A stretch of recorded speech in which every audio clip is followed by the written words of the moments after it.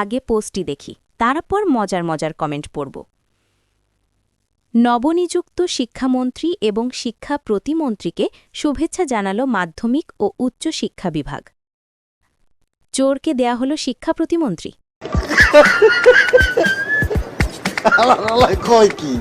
ও তো ঠিকমতো সালামি দিতে পারে না। খুবই দুঃখজনক। ধিক্কার জানাই বাংলাদেশের রাজনীতিকে। বাংলাদেশে একজন চোরও হতে পারে শিক্ষামন্ত্রী? ছি ছি ছি, এবার শিক্ষা ব্যবস্থাপনাকে 12টা বাজিয়ে দেবে। এটা কি সেই চালকম?